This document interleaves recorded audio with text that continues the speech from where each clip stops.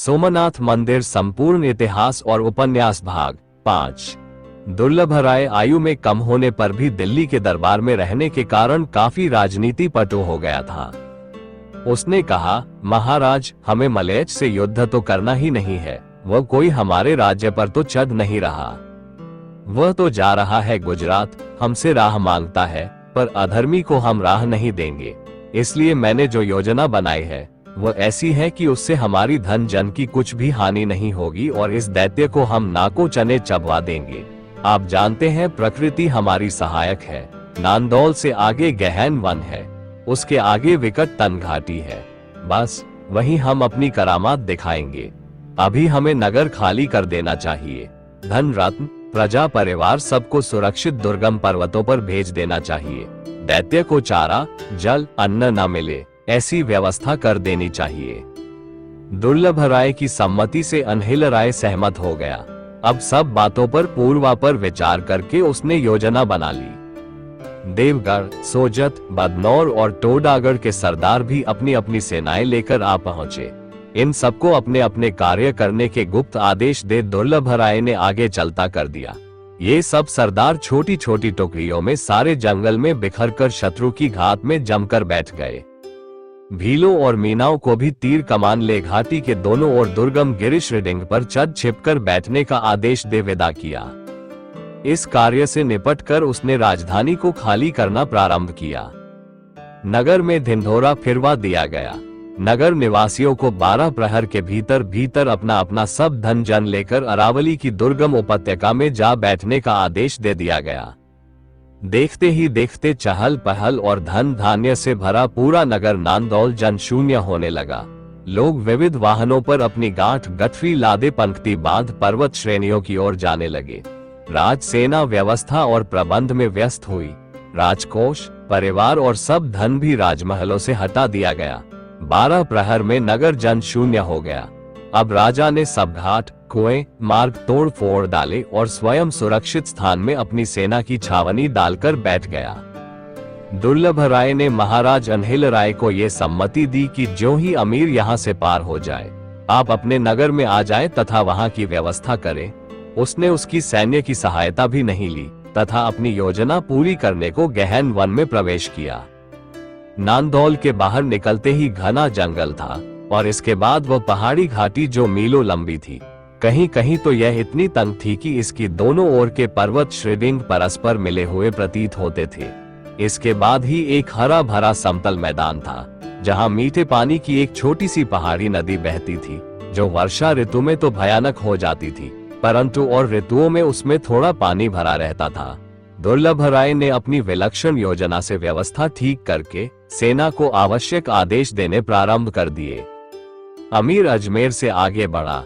रास्ता साफ और हरा भरा देख उसका चित्त शांत हुआ। अब तक उसने भयानक रेगिस्तान और भारी भारी नदियों की बाधाएं झेली थी। अब ये सुखद हरा भरा जंगल देखकर वह प्रसन्न हो गया। यद्यपि उसे अनहिल पट्टन पहुंचने की जल्दी थी, पर वह और उसकी सेना इस मनोरम प्रदेश को देखकर मस्त हो गई। चारों ओर हरे हरे खेत लहरा रहे थे, परंतु गांव में उसे कोई मनुष्य नहीं दिख पड़ता था। इस पर उसने अधिक विचार नहीं किया। वह आगे बढ़ता ही गया। ज्यों-ज्यों वह आगे बढ़ता गया, बाधाएं सामने आती गई। गांव नगर सब उजाड़ थे, राह घाट टूटे हुए, खेत जले हुए और निर्जन। उसकी सारी प्रसन्नता हवा हो गई। नांदौल पहुंचकर उसने नगर को उजाड़ शून्य पाया। एक चिड़िया का पूत भी वहां न था। ये देखकर क्रोध से उसकी आंखें जल उठी। उसने ये सुन रखा था कि यह नगर अजमेर राज्य का मित्र है, अतः उसने क्रोध में आकर नगर को फूंककर छार करने का आदेश दे दिया। नगर धान्य धान्य जलने लगा और देखते ही देखते वह छार हो गया। पहले उसकी इच्छा वहीं पर पड़ाव डालने की थी, पर अब उसने कूच करना ही ठीक समझा। वह और आगे बढ़ा। उस गहन और सघन वन में घूमता चला गया, परंतु ज्यों-ज्यों वह आगे बढ़ता था, राह बाट नहीं मिलती थी। उसकी सेना की गति मंद पड़ गई। व्यवस्था भी गड़बड़ हो गई, क्योंकि सूर्यास्त में अब विलंब न था। उसने उसी वन में एक समुचित स्थान देख छावनी डाल दी, परंतु स्थान इतना सघन और असम था कि इतनी भारी सेना की छावनी वहां नहीं पड़ सकती थी। परंतु लाचारी थी इसमें, सेना की सारी ही व्यवस्था असंबद्ध हो गई। राह में और यहाँ भी उसे एक भी मनुष्य देखने को नहीं मिला था। सैनिक थके हुए थे। जैसे तैसे छावनी डालकर वे अपने खान पान और आराम में लगे। रात्रि हो गई, वो गंभीर होती गई। धीरे धीरे छावनी की धूमधाम सन्नाटे में बदलने लगी। थके हुए सैनिक मीठी नींद के झोंके लेने लगे। इसी समय जंगल में चारों ओर प्रकाश फैलता सा दिखने लगा। प्रकाश फैलता ही गया। प्रहरियों ने कुछ भी ठीक ठीक नहीं समझा। परंतु 2 प्रहर रात्रि होते होते वन में चारों ओर आग की लपटें लहर मार रही थी। अमीर जाग उठा। पल भर ही में वो परिस्थिति को भांप गया। भय से उसका चेहरा पीला पड़ गया। उसने वन में आग लगने के बहुत किस्से सुने थे। वन में चारों ओर आग ही आग लगी थी। आग ने उसके लश्कर को इस भांति घेर रखा था जैसे सांप कुंडली मारकर मेढक को घेर लेता है। अब बड़े बड़े वृक्ष अर्राकर गिरने लगे। धुएं के बादल आकाश तक छा गए। अमीर ने देखा कि उसका सारा लश्कर आग के समुद्र में डूब रहा है। शोक से अधीर होकर वो अपना माथा कूटने और दाढ़ी नोचने लगा। सिपाही और सेनापति जो जहां जिस दशा में थे, भाग निकलने की चेष्टा करने लगे। सेना में कोई व्यवस्था ही न रही। हाथी चिंघाड़ते और घोड़े बेकाबू होकर उछलते हुए इधर उधर दौड़ने और सेना को कुचलने लगे। चलती हुई सेना के ऊपर भारी भारी जलते हुए वृक्ष गिरकर सेना को चकनाचूर करने और झुलसाने लगे। पृथ्वी पर जैसे आग का समुद्र बह रहा हो ऐसा प्रतीत हो रहा था। उस पर होकर चलना घोड़ों और पैदलों दोनों ही के लिए असंभव था। परंतु रुकना या अटकना बिना मौत मरना था। अमीर पागल की भांति उन्मत्त और हताश हो रहा था। कौन कहाँ है ये किसी को पता न था। प्रत्येक व्यक्ति किसी तरह इस अग्नि के समुद्र से जान लेकर पार होने की चिंता में था। पहाड़ी हवा गजब ढा रही थी। न मार्ग का पता चलता था, न दिशा का। दम घोटने वाला धुआं हवा में भरा था। अनगिनत सिपाही घोड़े उस धुएं में दम घुटकर और आग में झुलसकर, गिरते हुए पेड़ों से कुचलकर मरे अधमरे होकर वहीं रह गए। भागने वालों ने उन्हें कुचल कर चटनी कर दिया। उषा का उदय हुआ, सूर्य निकला, परंतु इस आग के समुद्र का तो कहीं पार ही न था। अमीर घायल और कमजोर पहले ही से था। अब जीवन से निराश होकर मूर्छित हो घोड़े से गिर पड़ा। उसके जान निसार सरदारों और गुलामों ने उसे हाथों हाथ उठाया। वे उसे सब आपदाओं से बचाते हुए प्राणों के मोल पर ले दौड़े। 2 प्रहर दिन चढ़ते चढ़ते लश्कर आग के इस समुद्र से बाहर हुआ, परंतु इस आग से अमीर का बहुत लश्कर नष्ट हो गया। सेना की सारी व्यवस्था बिगड़ गई।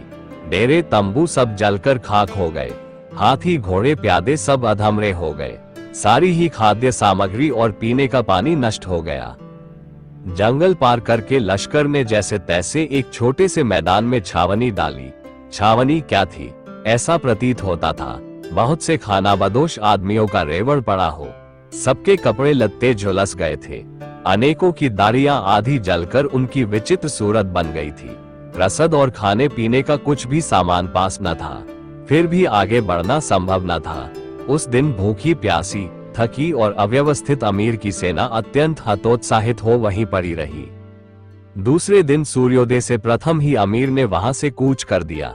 उसने सोचा कि राह में जो कोई समृद्ध नगर गांव मिले उसी को लूटपाट कर सेना के भोजन वस्त्र की व्यवस्था की जाए। परंतु कुछ चलने के बाद ही उसे उस तन घाटी में घुसना पड़ा। जल्दी ही उस मुसीबत को पार करने के विचार से अमीर सेना लेकर बिना ही आगा पीछा सोचे उस दर्रे में घुस गया। आधा दर्रा पार करने पर उसे अपनी नई विपत्ति का आभास मिला। उसने देखा दुर्गम पर्वत श्रृंग पर चींटियों की भांति रेंगते हुए अनगिनत धनुर्धारी फिर रहे हैं। उसका मन शंका और भय से कांप उठा। अमीर के सेनापतियों ने भी इस भयानक परिस्थिति का अनुभव किया, परंतु पीछे लौटने का तो कुछ अर्थ ही ना था। प्राणों की बाजी लगाकर अमीर और आगे बढ़ा। अब उस पर दोनों ओर से तीरों की वर्षा प्रारंभ हो गई। बड़े बड़े पत्थर लुढ़क कर अमीर के बलोची सवारों को घोड़ों सहित चकनाचूर करने लगे। अमीर ने जल्द से जल्द घाटी को पार करने की जैसे संभव हो ताकीद की। सेना भारी हानि सहकर भी इस विपत्ति से बच निकलने को अपने ही सिपाहियों, घोड़ों, हाथियों आदि को कुचलती हुई आगे बढ़ चली। तीसरे प्रहर तक अमीर ने घाटी के बाहर मोह किया। दुर्लभ राय के कौशल ने बिना एक आदमी का घात कराए अमीर की सेना को एक प्रकार से तहस नहस कर दिया था। अब उसने सम्मुख युद्ध करना व्यर्थ समझ अमीर को आगे भागने का मार्ग तो दे दिया, पर पश्चात भाग व्यवस्थित उसका सब धन रत्न खजाना लूट लिया। अमीर धन खजाना कोष छिनाकर बेत से पिटे हुए कुत्ते की भांति दरे से निकलकर ताबड़तोड़ भागा। नदी को पार कर उसने खुले मैदान में छावनी डाली और ईश्वर को धन्यवाद देने को नमाज पढ़ी। दुर्लभ राय अपने सफल अभियान पर प्रसन्न हो पीछे लौटा। श्रीस्थल की पवित्र भूमि में आज भी सिद्धपुर एक समृद्ध नगर है। गुजरात में वह पवित्र तीर्थ माना जाता है। अत्यंत प्राचीन काल में यहाँ महर्षि कपिल ने अपनी माता को तत्वज्ञान का उपदेश दिया था। जिस काल की कथा हम कहते हैं, उस काल में सिद्धपुर की आबादी खूब बढ़ी चढ़ी थी। यद्यपि अहिल्यावाड़ पाटन गुजरात की राजधानी थी, परंतु सिद्धपुर की शोभा और समृद्धि उस समय पाटन से कम न थी। सिद्धपुर का इलाका महाराज चामुंड राय ने अपने मंझले पुत्र दुर्लभ देव को दे दिया था। दुर्लभ देव राजधानी में न रहकर सिद्धपुर में ही रहते थे। दुर्लभ देव बड़े खटपटी पुरुष थे। उन्हें साहूकार चोर कहना ठीक होगा। वह ईर्ष्यालु, लोभी, दंभी और महत्वाकांक्षी पुरुष थे। जबरदस्त के आगे झुककर काम निकालने में वे बड़े निपुण थे। अपनी कार्य सिद्धि के लिए वह सब कुछ कर सकते थे। वह कभी किसी का विश्वास नहीं करते थे, सदा सबको संदेह की दृष्टि से देखते थे। लुच्चे लफंगे जी हुजूरिये सदैव उन्हें घेरे रहते, जिनसे वह अपने सारे उल्टे सीधे काम लेते रहते थे। अपने काम सिद्ध कर लाने वालों को दुर्लभ देव दिल खोलकर इनाम इकराम देते थे। वह निरंतर कोई न कोई षड्यंत्र करते ही रहते थे। मन का भेद कभी किसी पर प्रकट नहीं करते थे। स्वभाव के वह पूरे निर्दयी थे। सिद्धपुर का इलाका और पूरी आय उनके अधीन न होने पर भी लोग उन्हें सिद्धपुर का राजा ही मानते थे। पाटन की राजनीति की ढील और अव्यवस्था से उन्होंने काफी लाभ उठाया था। महाराज चामुंड राय की तो वो कुछ परवाह ही नहीं करते थे। वर्षों से उन्होंने राजस्व न राजकोष में जमा कराया था, न उसका हिसाब किताब ही किसी को दिया था। और अब तो वो इस खटखट में पड़े थे कि अपने पिता महाराज चामुंड राय और बड़े भाई वल्लभ देव को मारकर या बंदी बनाकर गुजरात की गद्दी हथिया ले। महारानी दुर्लभ देवी और मंत्रीश्वर वीकन शाह उनके षड्यंत्र में सम्मिलित थे। उधर नांदौल का अनहेला राय भी महत्वाकांक्षी था। गुजरात की गद्दी पर उसकी गृध्र दृष्टि थी, अतः वह भी अपने ताने बाने बुन रहा था। पाठक जानते ही हैं कि उनके खटपटी दूत जैन यति ने किस प्रकार पाटन का राजपाट विद्रोह और षड्यंत्र से दूषित कर दिया था। परंतु मुद्दे की बात यह थी कि दुर्लभ देव एक तो अपने भतीजे भीमदेव से भय खाता था और अपने भाई वल्लभ देव से उनके प्रेम और सहयोग को नहीं सह सकता था। दूसरे वो अनहेला राय की महत्वाकांक्षा को भी विष दृष्टि से देखता था। वह तो उन्हें अपना हथियार बनाना चाहता था और कुछ नहीं।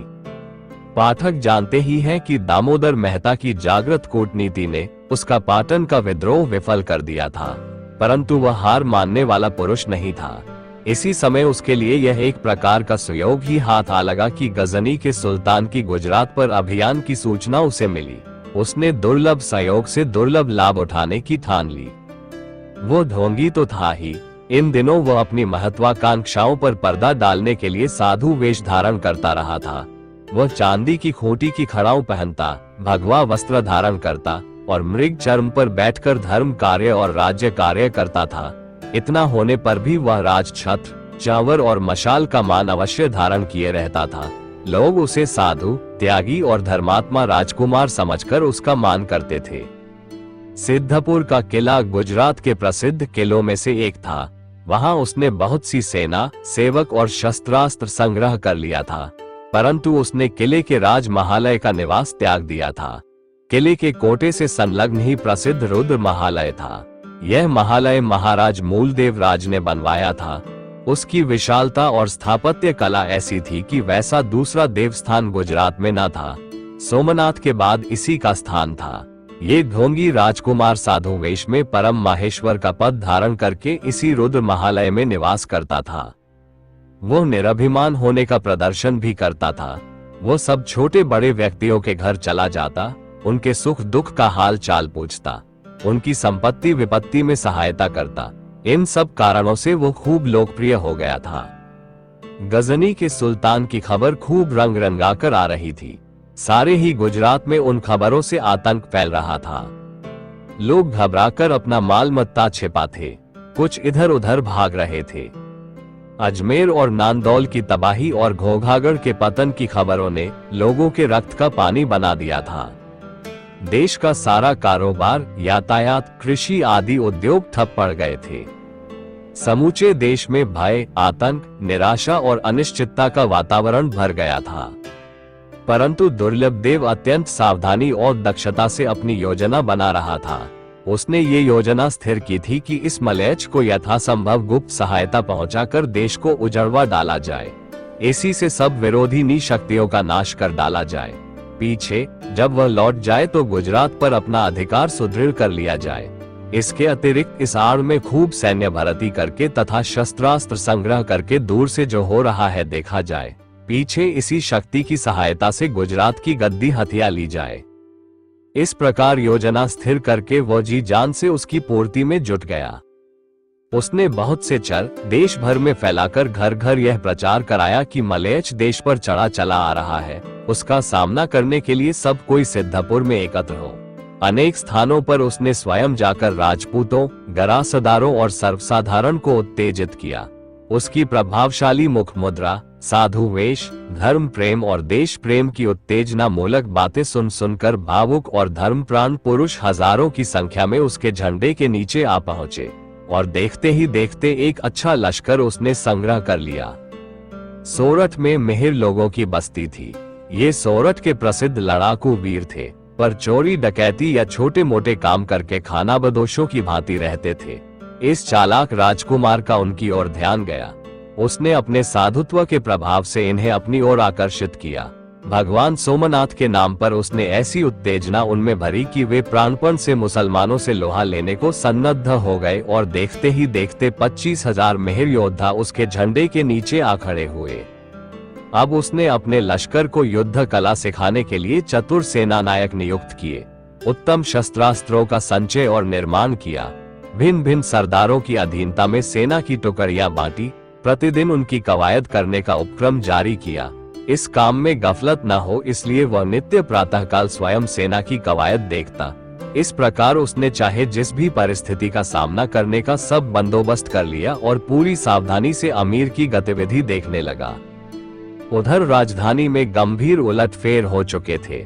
महारानी दुर्लभ देवी और पाटन का प्रधानमंत्री विकंशा, जो उसका सहायक था, राजवद के अपराध में बंदी हो गए थे और प्रधानमंत्री का पद उसके शत्रु और शत्रुओं के समर्थक विमल देव शाह को मिल चुका था। प्रधान सेनापति बालूकाराय और दामोदर मेहता पहले ही वल्लभ देव के गुट के व्यक्ति थे। सो एक प्रकार से राज्य इस समय वल्लभ देव का था। महाराज चामुंड राय अब नामात्र के पुतले की भांति गद्दी पर बैठे थे। उनकी कोई बात अब कोई सुनता ही न था। पाठक जानते ही हैं कि विमल देव शाह एक ऐसा जनूनी और तेजस्वी व्यक्ति था जो किसी की, यहाँ तक कि राजा की भी परवाह न करता था। उसने राजा की मर्जी के बिना ही वल्लभ देव और भीमदेव को लाखों दम सेना की भर्ती के लिए भेज दिए थे। अब तो वह खुल्लम खुल्ला प्रधानमंत्री था और दामोदर मेहता तथा बालूकाराय की सलाह से उसकी सवारी राजगज पर नगर में धूमधाम से निकल चुकी थी, जिससे सब छोटे बड़े जनों ने महामंत्री के रूप में उसका अभिनंदन किया था। परंतु इन सब विपरीत परिस्थितियों से दुर्लभ देव नहीं घबराया। सेना की व्यवस्था और कोषागार का प्रबंध ठीक करके उसने 3 काम किए। महारानी दुर्लभ देवी, जो नांदौल के राजकुमार को गोद लेना स्वीकार कर नांदौल की सहायता प्राप्त करना चाहती थी, वो उसे बिल्कुल पसंद न था। इस गोद लेने की योजना का वो पूरा विरोधी था। यद्यपि अभी उसका कोई पुत्र उत्पन्न नहीं हुआ था, फिर भी उसे आशा थी, परंतु अपने विरोध को उसने कभी किसी पर प्रकट नहीं किया। वह रानी की हाँ में हाँ मिलाता रहा। अनहिलराय को भी प्रेम और आदर से भरे पत्र लिखता रहा तथा भेंट भेजता रहा। जब गजनी का अमीर अजमेर से आगे बढ़ा और नांदौल में आमेर के दुर्लभ राय ने आकर अपनी योजना अनहिलराय से कही तो अनहिलराय ने सानरनी सवार भेजकर दुर्लभ देव से राय पूछी थी। दुर्लभ देव तो यह चाहता था कि इस अवसर पर अमीर से टकराकर अनहिलराय पिस मरे।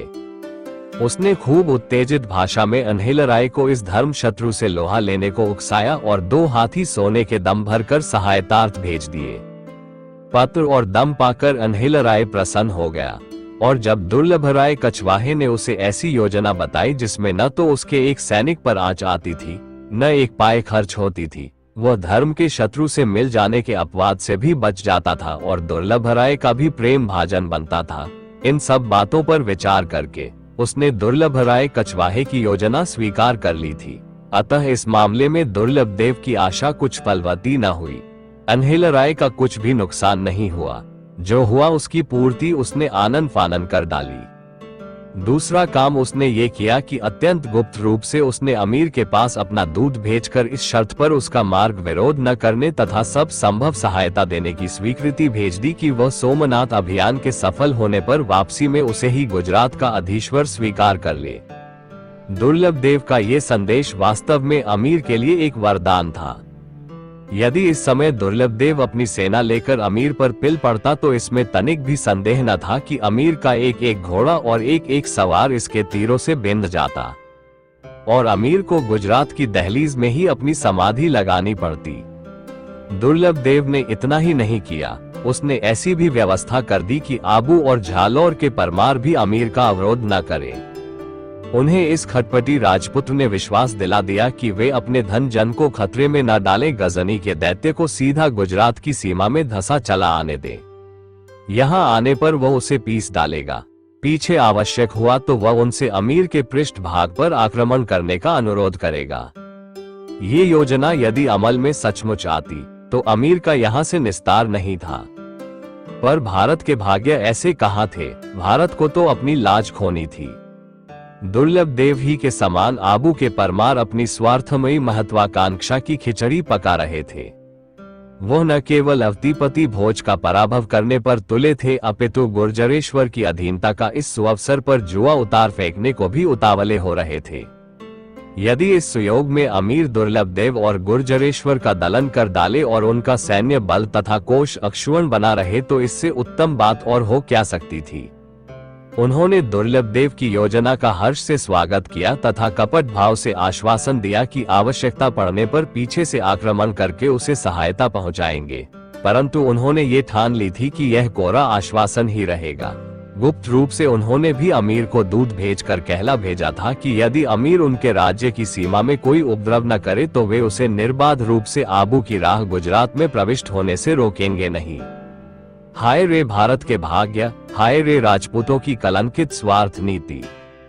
इसी ने तो राजपूतों को संगठित न होने दिया, इसी से तो वे महावीर होते हुए इस मारकाट के युग में बड़े बड़े सुयोग पाकर भी कोई अपना साम्राज्य स्थापित न कर सके। वे अपने ही स्वार्थों में, अपनी ही योजना में मरते कटते रहे। अमीर ने न केवल परमार के इस आश्वासन का स्वागत किया, अपितु उसने परमार को बहुत सी भेंट भलाई भेजकर बारंबार अपनी मित्रता का वचन दिया। यहाँ गुजरात के द्वार पर आकर उसे नए अनुभव हो रहे थे। जहाँ उसे अन्यत्र मैत्री की भीख मांगनी पड़ी थी, यहाँ मैत्री की भीख उससे मांगी जा रही थी, जबकि वह अत्यंत जीर्ण शीर्ण और विपन्नावस्था में था और उसे सोमनाथ विजय तो एक और सही सलामत गजनी लौट जाने की भी आशा न रही थी। झालौर का रावल वापति राज परमार चौहानों का संबंधी था। वो एक बूढ़ा, सनकी और घमंडी आदमी था। उसे अपनी वीरता पर बड़ा अभिमान था। अपने को वह घोघा बापा से तनिक भी कम न समझता था। इनमें संदेह नहीं कि वह एक साहसी योद्धा था। पर एक राजा को क्या योद्धा होना ही यथेष्ट है। उसके मंत्री भी ऐसे ही थे। राजा की आयु 70 को पार कर चुकी थी। वह अफीम घोलने और रनवासों की नई नई देवनियों से मथोली मारने में अपने बुढ़ापे के दिन व्यतीत कर रहा था। उसका राजकाज आप ही आप चल रहा था। भूखे प्यासे किसान अपना खून पसीना एक करके जो अन्न उपजाते थे, उनकी गाढ़ी कमाई का अधिकांश भाग उसके अत्याचारी कर्मचारी उनसे वसूल कर अपनी भी जेब भरते थे और राजकोष भी भरते थे, जिसे मनमानी रीति पर खर्च करने से इस बूढ़े, कामुक और सनकी राजा को रोकने वाला कोई भी न था। दुर्लभदेव ने उसे लिखा, काकाजू चिंता मत कीजिए, गजनी के इस दैत्य को सीधा पाटन की ओर तक चला आने दीजिए। यहाँ मैं उसे तलवार के घाट उतारूंगा। आपको अपनी यशस्विनी तलवार को म्यान से खींचने की मुझ दास के रहते आवश्यकता नहीं है। और सुंदरी तरुणी डावरनियों से पगचप्पी कराता हुआ ये राजा हंस हंसकर दुर्लभदेव का ये पत्र पढ़ता और कहता, रंग है। अरे मेरी तलवार देखनी हो तो देख, पर छोकरा अच्छा है, परमार को जानता है। ये बेटा अमीर गुजरात जाता है तो जाए, झालौर पर उसने नजर करी तो जीता छोड़ूंगा नहीं। हा हा हा हा।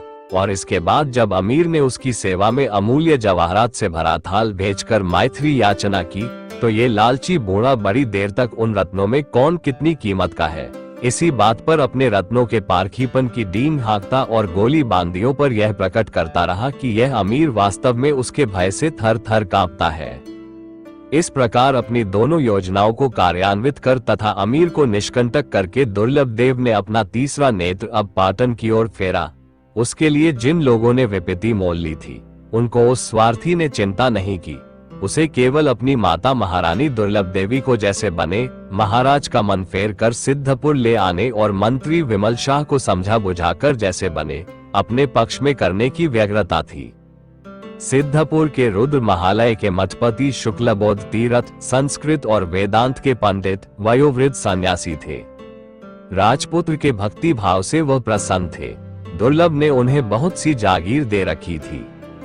उसकी कृपा से यह बूढ़े सन्यासी राजशाही रीति पर रहते थे। दुर्लभ देव देवाराधन की अपेक्षा मठपति की ही अधिक आराधन करता था। इससे मठपति उसकी भूरी भूरी प्रशंसा करते अघाते न थे। दुर्लभ देव ने और अन्य जनों से भी पाटन की राज व्यवस्था की दुरवस्था के उल्टे सीधे जो चित्र इस वेदांती सन्यासी के सम्मुख खींचे थे, उस पर इसने ये पक्की राय बना ली थी कि यदि दुर्लभ देव पाटन का अधिपति हो जाए तो गुजरात का बहुत भला हो सकता है। कुछ सच्चे भाव से भी और कुछ दुर्लभ देव की आराधना से द्रवित होकर वे दुर्लभ देव के समर्थक बन गए थे। इन्हीं को अब दुर्लभ देव ने पाटन जाकर राजा को नर्म करके जैसे बने महारानी दुर्लभ देवी को मुक्त कराने और मंत्री प्रवर विमल देव शाह को अपना अनुगत बनाने के लिए बहुत ऊंच नीच समझा कर भेजा। राजनीति को तनिक भी न समझने वाला ये बूढ़ा सन्यासी बिना इस बात की गुरुता का विचार किए कि वह कहाँ किस कार्य के लिए जा रहा है, पाटन की ओर चल दिया। दुर्लभ देव उत्कंठा से परिणाम की प्रतीक्षा करने लगा। पाटन में महामंत्री की सत्ता एक बारगी ही व्याप गई। वो शूरवीर, तेजस्वी, मिलनसार और कुलीन जैन वणिक था। इससे नगर के सभी महाजनों में उसका पहले ही बहुत मान था। उसके मंत्री होने पर सबने उसे आनंद बधाइयां दी। महामंत्री के महालय के आगे हाथी झूम रहे थे। नौकर चाकर, दास दासी, दूत, व्यापारी, मांडलिक, मंत्री, योद्धा और अनेक पुरुष भांति भांति के अभिप्राय और काम काज के लिए आ जा रहे थे। मठपति महामंत्री का यह वैभव देखकर विमूढ़ हो गए। संध्या काल में वे महामंत्री से मिलने गए। विमल देव ने उनका उत्थान पूर्वक सत्कार किया। साधारण शिष्टाचार के बाद वार्तालाप प्रारंभ हुआ। मंत्री ने कहा, कहिए कैसे कब पाटन में पधारना हुआ? आज ही मंत्रीश्वर। आज, और तुरंत ही इस सेवक को दर्शन से कृतार्थ किया। बड़ी कृपा हुई। महाराज कुमार दुर्लभ देव प्रसन्न तो है? प्रसन्न है। उन पर दोहरा भार है मंत्रीश्वर, देवता का भी और राज्य का भी। अच्छा। मंत्री विमल देव शाह ने मंद स्मित करके सम्मुख पड़े बहुत से कागजों पर दृष्टि डाली। मठपति नहीं समझ पाए कि इस एक अच्छा शब्द में कितना अंश व्यंग्य का है और कितना अविश्वास और तिरस्कार का। वे कोई राज दरबारी पुरुष न थे। वे इसी एक शब्द से हतप्रभ हो गए। कुछ ठहर कर उन्होंने कहा, राज्य पर संकट काल है, महाराज कर्तव्य से बेसुध है। अब आप हैं तो गुजरात का सब कुछ है। यह क्या महाराज कुमार का संदेश है? नहीं मंत्रीश्वर, परंतु गुजरात का रक्षण होना चाहिए। उसकी समुचित व्यवस्था हो रही है। किस प्रकार मंत्रीश्वर? ये काम राजपुरुषों का है, आपका नहीं। आप मुझसे क्या कहना चाहते हैं? वो कहिए। मंत्री के प्रताप और तेज से मठपति की सारी ज्ञान गरिमा लुप्त हो गई। उन्होंने देखा चापलूसी और भय इस पुरुष को स्पर्श ही नहीं करते। उन्होंने धीरे से कहा, मैं यही कहने आया था मंत्रीश्वर। तो ये बात तो खत्म हुई। मेरा एक अनुरोध भी है आपका, महाराज दुर्लभ देव की ओर से। महाराज दुर्लभ देव कौन है? महाराज? हाँ हाँ, किंतु महाराज तो चामुंडराय अभी पाटन में विराजमान है। मैं महाराज कुमार की बात कह रहा हूँ। कहिए। देश पर मलयच आ रहा है महाराज। फिर महाराज? कौन महाराज? नहीं नहीं, कुमार दुर्लभदेव उसके दमन में कृतोद्यम है, आप उनकी सहायता कीजिए। आपको क्या कुमार दुर्लभदेव ने यहाँ भेजा है? नहीं मंत्रीश्वर, मैं तो आपसे एक अनुरोध कर रहा हूँ। तो देखिए, आप मठपति हैं, इसलिए रुद्र महालय के संबंध में यदि कुछ त्रुटि हो तो कहिए, मैं उस पर विचार करूंगा। राजकाज में अनुरोध मानकर शासन करने की मेरी आदत नहीं। रही कुमार दुर्लभदेव की बात, वे राजविद्रोह के एक अभियुक्त हैं। इस संबंध में जाब्ते की कार्रवाई की जा रही है जो शीघ्र उन्हें ज्ञात हो जाएगी। परंतु मंत्रीश्वर, वे राजपुत्र हैं। राजपुत्र या राजमाता जो भी हो, पाटन का न्याय विधान सबके लिए एक सा ही है। किंतु सुनिए महाराज, यदि राज दरबारी मामलों में रुचि रखेंगे तो ये समझा जाएगा कि आप भी षड्यंत्र में सम्मिलित हैं। आप विद्वान पुरुष हैं, सन्यासी हैं, इसी से मैं आपकी भलाई की बात कहता हूँ। आप अपना काम कीजिए। कुमार दुर्लभदेव सैन्य संधान कर रहे हैं, वह हमारी दृष्टि से ओझल नहीं है तथा राज्य और शत्रु पर उनकी जैसी दृष्टि है वह भी पाटन का मंत्री जानता है। परंतु आपको उचित प्रतीत हो तो आप उनके हितैषी के रूप में उन्हें समझा दीजिए कि जब वे विरक्त होकर साधु ही हो गए हैं तो इस प्रकार की खटपट में माथापच्ची न करें, यही उत्तम है। नमस्कार। मठपति को और कुछ कहने की हिम्मत नहीं हुई, वे आशीर्वाद दे वहां से उठकर चले आए। विमल शाह ने एक कुटिल हास्य उन पर डाला और एक पार्षवद को कुछ संकेत किया। पार्षवद तनिक झुककर चुपचाप मठाधीश के पीछे रवाना हो गया। घोघा बापा और महाराज धर्मगज देव के रणांगण में गिरने के समाचार हवा में तैरते हुए पाटन पर छा गए। अमीर दबाव गुजरात की ओर बड़ा चला आ रहा है। इसकी भांति भांति की विकृत और कल्पित कहानियां लोग कहने सुनने लगे। कोई कहता उसके साथ दैत्यों की सेना है, कोई कहता उसके पास उड़ने वाली सांडनियां है, कोई कहता वो मरकर भी जी उठता है, उसका सिर कटकर फिर जुड़ जाता है। जितने मुंह उतनी बात। पाटन के उद्वेग का ठिकाना न रहा। लोगों के चेहरों पर हवाइयां उड़ने लगी। सेठ, साहूकार, गृहस्थ अपना धन रत्न धरती में या तहखानों में छिपाने लगे, जिससे जो लेकर भाग जाते बना ले भागा। जिसका जिधर मुंह उठा वो उधर ही भाग निकला। किसी को किसी की सुध न रही। अमीर के चमत्कारों और अत्याचारों के अतिरंजित किस्से अनेक रूप धारण करके लोगों में आतंक उत्पन्न करने लगे। पाटन में भगदड़ मच गई। इस समय पाटन में दो ही ऐसे पुरुष थे जिन पर पाटन का सारा दायित्व था। एक वैदेशिक मंत्री दामोदर मेहता, दूसरा मंत्रीश्वर विमल देव शाह। दोनों ने परस्पर विचार विनिमय किया, परिस्थिति को परखा और आगे पीछे की योजना बनाई। महाराज वल्लभ देव और भीमदेव इस समय राधनपुर में सैन्य तथा युद्ध सामग्री का संग्रह कर रहे थे। दामोदर मेहता तुरंत नगर, राज्य और राज्यकोष की सुरक्षा की व्यवस्था की। नगर की भगदड़ रोक दी और ढिंढोरा फिराकर नगर निवासियों को राज्य व्यवस्था के अनुसार काम करने का आदेश दिया गया। कन्नौज, उज्जैनी, श्रीमाल और भरिक्कच के ब्राह्मण परिवारों को तथा राजकोष, राज परिवार एवं उच्चवर्गीय परिवारों को खंभात और भरूच भेज दिया गया। अवांछनीय जनों को दूर देशांतर में रवाना कर दिया। गांव देहात के लोगों को सुरक्षित स्थानों में स्थानांतरित कर दिया। राह घाट, पुलों और जलाशयों पर पहरे बिठा दिए। खंभात की खाड़ी में समुचित जहाजों को सब साधनों से संपन्न करके तैयार रखा गया। पाटन और आसपास के नगर ग्रामों की सारी खाद्य सामग्री पर राज्य ने अधिकार कर उसे तथा धन से भरे छकड़ों को महाराज वल्लभ देव के पास राधनपुर भेज दिया गया। अब रह गए गुजरात के प्रतापी महाराजाधिराज पाटन नगर और पाटन के राजमंदिर और देवालय। इनके संबंध में देर तक दोनों चतुर राजनीति विशारदों ने विचार विनिमय कर अपनी गुप्त योजनाएं बनाई। विमल देव शाह ने महाराज को स्थानांतरित करने का बीड़ा अपने हाथ में लिया और दामोदर मेहता ने नगर की रक्षा का।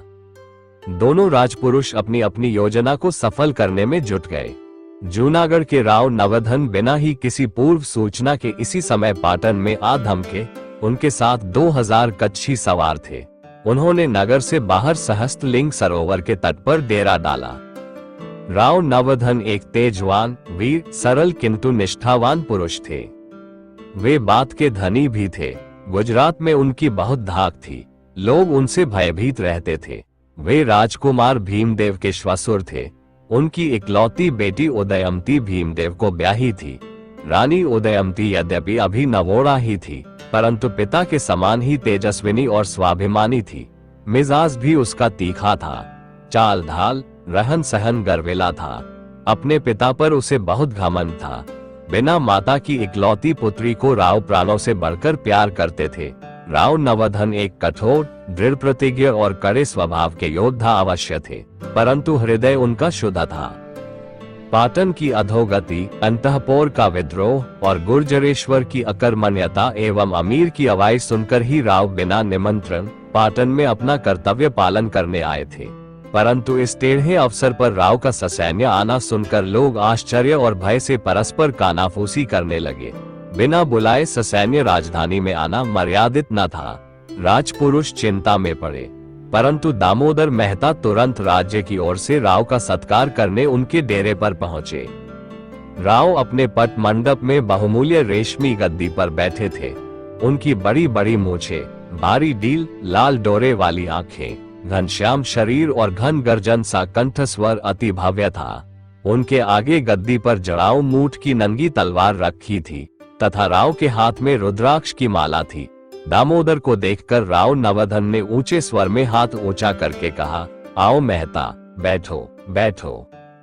दामोदर ने निकट जा हाथ जोड़कर कहा, महाराज सूचना भी नहीं भेजी, चुपचाप पधारे। घर आने के लिए सूचना कैसी? कहो, पाटन पर कैसी बीत रही है भाया? सब ठीक ठाक है महाराज, यही देखने तो आया हूँ। गुर्जरेश्वर तो अपनी बावड़ी और ताल बनवाने में संलग्न है। क्यों? महाराज देखेंगे तो प्रसन्न होंगे। धवल ग्रह तो बनकर तैयार हो चुका है। देखूंगा भाया, पर पहले गुजरात की प्रतिष्ठा की बात देखनी है।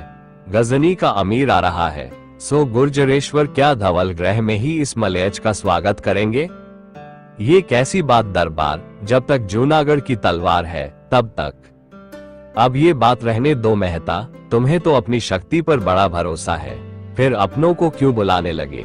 पर भाया, मुझसे तो रहा नहीं गया, चला आया। समय आया है तो अब माना अपमान क्या? अब सच सच जो बात है वो कहो। मेहता ने हाथ जोड़ और अधीनता जताकर कहा, अब आपका विराजना हुआ है तो सब ठीक हो जाएगा। सब निवेदन करूंगा, किंतु क्या कुमार को सूचना दे दूं? अभी नहीं, महाराज से मिलने के बाद तो मैं महाराज को निवेदन करता हूँ। निवेदन हो चुका है मेहता, अभी महाराज नशे पानी की झोंक में है, जब सावधान होंगे तब। राव नवधन इतना कह व्यंग्य से मुस्करा दिए, फिर कुछ सोचकर बोले, मेहता, महाराज गुर्जरेश्वर है, पर मैं भी सोरठ का धनी हूँ। गजनी का अमीर जो सोमनाथ पर आए तो राव के जन्म को ही धिक्कार है। परंतु महाराज वह आए तो सोरठ की तलवार के साथ साथ गुजरात की तलवार भी तैयार है। और कुमार भीमदेव, महाराज गुजरात की तलवार तो कुमार ही के हाथ में है। फिर उसने इधर उधर देखकर मंद स्वर में कहा, यशस्वी मूलदेव की गद्दी पर तो एक दिन कुमार ही की प्रतिष्ठा होगी, और महारानी उदयमती गुजरात के भावी अधिपति की माता।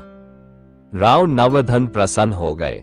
उन्होंने संतुष्ट होकर कहा, किंतु मेहता, क्या कुमार भीमदेव पाटन में आते ही नहीं? क्यों नहीं महाराज, परंतु इधर तो वो अमीर की अवाई की खटपट में लगे हैं। तो भाया, कुमार को सूचना भेज दो और घर बाहर के सब सगे संबंधियों को भी बुलाओ। केसरदेव मकवाना पर अभी एक सानरनी रवाना कर दो। अरे भाई, ये तो धर्म पर तलवार है। हाँ, राजपुत्र दुर्लभ देव का क्या समाचार है? सुना है उन्होंने संन्यास लिया है। राज संन्यास महाराज, मेहता ने हंसकर कहा, महाराज कुमार योग और भोग दोनों ही का आनंद लाभ कर रहे हैं। और तो कुछ बात नहीं है मेहता। सोरठ का राव गुजरात की घरू राजनीति में उतरे, ये दामोदर को रुचा नहीं। उसने बात को उड़ाकर कहा, महाराज जब पाटन में पधारे ही हैं तो सब स्वयं देखभाल लेंगे। पर सुनता हूँ दुर्लभ देव ने खूब सैनिक तैयारी की है। सिद्धपुर की रक्षा का भार भी तो उन पर है। आखिर सिद्धपुर गुजरात का मुख है। ठीक है मेहता। दामोदर प्रणाम करके उठ खड़ा हुआ। उसने पुनः हाथ जोड़कर कहा, तो मैं सानरनी सवार रवाना करता हूँ। राव ने सत्कार से दामोदर को विदाई दी और गद्दी पर बैठकर माला फेरने लगे। परम परमेश्वर परम माहेश्वर गुर्जरेश्वर प्रबल प्रताप मारतंड महाराजाधिराज चामुंडराय बेचैनी और घबराहट में उन्मत्त की भांति बड़बड़ा रहे थे। राजा के सब खुशामदी जी हुजूरिये ख्वास बोले दास दासी राजा को छोड़कर जिसके हाथ जो लगा लेकर भाग गए थे। गुजरेश्वर अपने महलों में अकेले पड़ गए थे। जब से उन्हें मार डालने के षड्यंत्र का भंडाफोड़ हुआ था, वह प्रत्येक आदमी को संदेह और भय की नजर से देखते, अपने ही पैर की आहट से चौंक उठते, हर समय हाथ में नंगी तलवार लिए रहते और नौकर चाकर गुलाम गोले सभी से भयभीत और सशंकित रहते थे। अपनी परछाई से भी डर जाते थे। भोजन और जल सभी में उन्हें विष का भय रहता था। भोजन को वे दूर फेंक देते, चीखते चिल्लाते और बहुधा भूखे प्यासे पड़े क्रोध और जुनून में बड़बड़ाया करते थे। आज उनकी नित्यक्रिया में भी बाधा उपस्थित हुई। बारंबार पुकारने पर भी कोई गोला गोली ख्वास चाकर उपस्थित नहीं हुआ। वे जोर जोर से गालियां बकने लगे, उनके मुंह से फेन निकलने लगा। बहुत देर बाद एक दासी हाथ बांधे आकर खड़ी हुई। राजा उसे देखते ही चौंक पड़े। उन्होंने तलवार का हाथ ऊंचा करके कहा, तू क्यों आए? बोल, मैं अन्नदाता की सेवा में हाजिर हूँ। कैसी सेवा? जैसी हुजूर की मर्जी। और सब चाकर गुलाम कहाँ गए? सब भाग गए महाराज। क्यों भाग गए? सारा पाटन ही भाग रहा है। अन्नदाता, नगर में भगदड़ मची है। महाराज ये सुनकर एकदम गद्दी पर गिर गए। उन्होंने कहा, पाटन भाग रहा है और मुझे खबर ही नहीं। दासी ने जवाब नहीं दिया, नीचा सिर किए खड़ी रही। राजा ने कहा, बोलती क्यों नहीं? बोल। फिर राजा ने गुस्से में भरकर कहा, मैं समझ गया, तुम सब अपने राजा को मार डालना चाहते हो। अन्नदाता, मैं तो बचपन से ही हुजूर की खिदमत में हूँ। महाराज ने तो सदा ही मुझ पर विश्वास किया है। पर अब महाराज ने दासी की ओर देखा। दासी ने निकट आकर महाराज की मसनद ठीक की, फिर हाथ बांधकर कहा, अन्नदाता, बाहर मंत्रीश्वर विमल देव शाह ड्योरियों पर हाजिर है। वे हुजूर को सब बात बता सकते हैं। तो विमल को यहाँ ले आ। विमल देव शाह राजा के निकट आ खड़े हुए। राजा ने पूछा, विमल, ये सब क्या हो रहा है? सुनता हूँ पाटन के सब नगर जन घर बार छोड़कर भाग रहे हैं। महाराज ने सत्य ही सुना है, परंतु क्यों? गजनी का मलयज गुजरात पर रहा है महाराज। तो बालूकाराय क्या कर रहा है? उसने उसे मारकर भगाया नहीं? नहीं महाराज। क्यों नहीं? मलेच्छों की सेना अपार है। पाटन में सेना नहीं है। सेना के पास शस्त्र नहीं है। क्यों नहीं है विमल? राजकोष का सब धन महाराज ने धवल ग्रह और सरोवर के निर्माण में खर्च कर दिया है। अरे, किंतु प्रजा की रक्षा कैसे होगी? नहीं होगी महाराज। ये कैसी बात? ये बात प्रजा जानती है। परम परमेश्वर गुर्जराधिपति महाराज चामुंडराय अपनी प्रजा की रक्षा करने में असमर्थ है, इसी से वह भाग रही है। बहुत खराब बात है। अब क्या होगा? पहले पाटन का और फिर सोमनाथ का विध्वंस होगा। नहीं नहीं रे विमल, ऐसा नहीं होना चाहिए। तू नहीं जानता कि अनहिल्लपट्टन पश्चिमी भारत का मुख है और भगवान सोमनाथ सोलंकियों के कुल देवता है। जानता हूँ महाराज। तो फिर महाराज उठाए तलवार। घोघा बापा रण में जैसे जूझ गए, महाराज धमनगज देव जैसे कट मरे, उसी प्रकार रण में एक दो हाथ मार मुकर आप भी वीरगति प्राप्त कीजिए। पीछे पाटन का जो हो सो हो। राजा भय और आतंक से पीला पड़ गया। उसे जीवन का बहुत मोह था। उसने मंत्री की ओर भीत मुद्रा से देखा। मंत्री अविचल भाव से खड़ा था। राजा ने भर्राए स्वर में कहा, विमल, पाटन की लाज रख। किस प्रकार महाराज? जैसे तू ठीक समझे। मेरी ओर से तुझे छूट है, समझा? बहुत अच्छा महाराज। तो आप तैयार हो जाए। किस लिए? शुक्ल तीर्थ पधारने के लिए। वहां महाराज विराज कर शांति से परलोक चिंतन करें। और पाटन अब राज्य की खटपट में पड़ने का महाराज का काम नहीं, उसकी समुचित व्यवस्था हो जाएगी। तो विमल, तू मुझे गद्दी से उतारता है। महाराज को गद्दी पर विराजने में बहुत कष्ट उठाना पड़ रहा है, और जो मैं गद्दी नहीं छोड़ तो और अच्छा है। उठाए तलवार। तलवार? हाँ महाराज, यदि आप किसी मलेच्छ की तलवार का भोग होना ही चाहते हैं तो फिर जैसी महाराज की इच्छा। राजा की आंखों से झझर आंसू झरने लगे। उसने कहा, अरे विमल, यह क्या मेरा तलवार उठाने का काल है? नहीं है महाराज, इसी से मैंने निवेदन किया कि अब महाराज शुक्ल पधारे, तीर्थ पधारे। वहां क्या है? देवस्थान है, रायस्थली है, सुपर्णा नदी है, वन विहंगम है, शीतल मंद पवन है। और गजनी का ये दैत्य वहां न जाने पाएगा महाराज? और यदि जाए तो विमल के जीते जी नहीं महाराज। ये क्या यथेष्ट है? एक भी गुर्जर जब तक जीवित है तब तक नहीं। हाँ, अब ठीक है, किंतु ये हत्यारे जो अपने राजा को विष देकर मार डालना चाहते हैं, सब दंड पाएंगे महाराज। वहां उनका कुछ भय नहीं है। तू जान विमल, महाराज निश्चिंत रहे। अच्छा, तो तैयारी कर। महाराज का गजराज द्वार पर उपस्थित है। रणवास रवाना हो चुका है। सेवक, ख्वास और सब विश्वासी जन रवाना हो चुके हैं महाराज। तो फिर मैं चला। राजा कांपता हुआ गद्दी से उठ खड़ा हुआ। जीवन के 50 वर्ष जहां बैठकर उसने कच्छ, लाट, झालौर, मारवाड़, स्थानक और सिंध के छत्रपति राजाओं का छत्र भंग किया था, उज्जैनी के मालराज जिससे सदा स्पर्धा करते तथा भयभीत रहते थे, वही सोलन की गुजरेश्वर चामुंडराय आज थर थर कांपता हुआ, बुढ़ापे में धुंधली आंखों से अविरल अश्रुधारा बहाता हुआ गद्दी से नीचे लड़खड़ाते पैर रख रहा था। देखते ही देखते वीरों के दल बादल पाटन में आने लगे। भरेगू कच्छ के दद्दा चौलुक्य, कच्छ के कमा लाखानी, कीर्तिगढ़ के केसर मकवाना आदि सामंत भायात अपनी अपनी सैन्य लेकर पाटन में आ जुटे। जूनागढ़ के राव तो पहले ही से जमे थे। द्वारिका, बांसवाड़ा और दमन से आबू पर्यंत छोटे बड़े सरदार योद्धा सैनिक तथा कच्छ, लाट, सोरठ, श्रीमाल, गुजरात और कोंकण के धर्मवीर अपनी अपनी तलवार धर्म को अर्पण करने आ जुटे। इस समय पाटन में अनोखा दृश्य था। एक ओर पाटन के नगर जन घर बार छोड़कर बाहर जा रहे थे, दूसरी ओर देश देश के योद्धा शस्त्र बांध युद्ध उमंग में हुंकार भरते पाटन आ रहे थे। अब अधिक समय नष्ट करना ठीक न समझ दामोदर मेहता ने राजगढ़ में दरबार की घोषणा कर दी। छोटे बड़े सबने इस दरबार में भाग लिया। दरबार में सर्वसम्मति से वल्लभ देव को गुजरात के अधीश्वर की पाग बंधाई गई तथा उनके नाम की प्रशस्ति गाई गई। राज्य के प्रमुख जनों को एवं राज कारबारियों को एवं नगर जनों को दान मान से सत्कृत करके दरबार की औपचारिक कार्रवाई समाप्त कर डाली गई। बूढ़े सन की महाराज चामुंडराय को किसी ने याद भी नहीं किया। दरबार की समाप्ति पर उसी रात गुप्त मंत्रणा सभा बैठी, जिसमें सभी प्रमुख राजपुरुष और राज अतिथि उपस्थित हुए। दामोदर मेहता ने वार्ता प्रारंभ की। उसने एक बार चारों ओर दृष्टि डाली और कहा, आज हमारे सम्मुख महत्वपूर्ण कठिनाइयां है। हम चारों ओर शत्रुओं से घिरे हैं।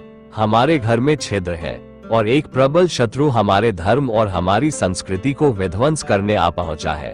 पाटन की एक निष्ठा है, पहले धर्म और पीछे राजसत्ता। अब हमें एक पथ निर्धारित करना है, जिससे राजनीति घरू शत्रुओं पर और तलवार धर्म शत्रुओं पर प्रयुक्त हो। इसी पर हमारी विजय निर्भर है। निस्संदेह ऐसा ही है, भस्मांग देव ने गंभीर मुद्रा से कहा। तो प्रथम माल पर विचार करना चाहिए। उसके संबंध में आप क्या कहते हैं देव? आपने वहां क्या देखा? केवल एक बात, मालव की सामर्थ्य अपार है और अशक्ति निस्सीम। इसका क्या अर्थ है? राव नवधन ने आश्चर्य मुद्रा से कहा। भस्मांग देव ने कहा, महाराज, पाटन मालव के सामने नगण्य है। पाटन की महत्ता महाराज मूलराज देव तक ही सीमित है, परंतु मालव में परंपरा की महत्ता है। महाराज मुंज, उनके पिता भाई सिंधुराज और आज के मालवपति भोजराज, इन सबकी अपनी महती निष्ठा है। मालव में वीर है, विद्वान है, वीरांगना है, विशाल गज सैन्य है। ये हुई अपार सामर्थ्य। अब निस्सीम शक्ति कैसी है, वह भी कहिए। दामोदर ने गंभीर मुद्रा में कहा। कहता हूँ, विद्या, वीर और वारागना, इन तीनों का संगम ही मालव की निस्सीम शक्ति है।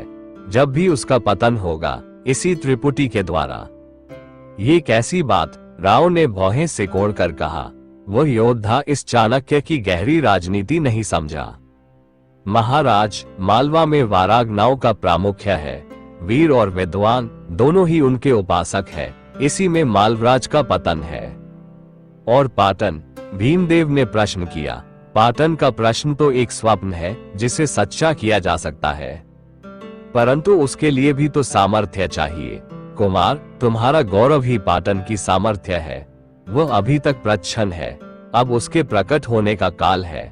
भस्मांग देव ने स्नेह प्रेरित स्वर में ये शब्द कहे और फिर मंद मुस्कान बिखेरते हुए उनकी ओर देखा। सोरठ का राव ये सुनकर प्रसन्न हो गया। उसने अपनी तलवार ऊंची करके कहा, उसके लिए तो ये तलवार भी है।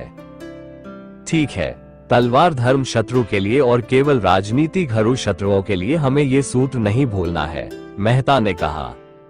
हाँ हाँ, भस्मांग देव ने मग्न भाव से कहा, मेहता, मालव से तुम निश्चिंत रहो, मालव पाटन पर दृष्टि नहीं डालेगा। सो कैसे? राव ने आश्चर्य से कहा। ये ब्राह्मण उसका पक्का बंदोबस्त कराया है। बड़ा काम हुआ देव, परंतु किस प्रकार? मेहता ने प्रशंसा की दृष्टि भस्मांग देव पर डाली। भस्मांग देव ने हंसकर कहा, मुझे कुछ अधिक परिश्रम नहीं करना पड़ा। मालवराज तो राजधानी में थे ही नहीं, मेदपाट में थे। मुझे केवल नाटिका का आयोजन करना पड़ा। उसमें मालव के सब नामांकित विद्वान और साहूकार आमंत्रित किए गए। मुंज की विधवा महारानी कुसुमावती भी पधारी। नाटिका में तैलपराज का एक अभिनय हुआ। उसमें तैलपराज ने मालवराज मुंज के सिर काटने का गर्वपूर्ण प्रदर्शन किया। इस पर कुछ पात्रों ने मालव की धर्षणा की। बस इतने ही से काम हो गया। महारानी ने क्रोध में आकर उसी क्षण कहा, नाटिका तुरंत बंद कर दी जाए और मालव की गज सेना इसी क्षण तैल पर चढ़ाई करे। महारानी के स्वभाव से मैं परिचित था। मैंने यही आशा कर रखी थी और ऐसी व्यवस्था कर रखी थी कि मालव के सब पंडित गण और नागरिक इसका अभिनंदन करें। सो ऐसा ही हुआ। अब मालवराज ने भी अनुमति दे दी है। मालव गज सैन्य को मैं तैलपराज पर अभियान करता छोड़ आया हूँ। सोरठ का राव प्रसन्नता का हास्य हंसा। दामोदर ने संतोष की सांस ली। कुमार भीमदेव ने कहा, अब नांदौल, वहां की सूचना स्थान पुरुष ने मुझे दी है।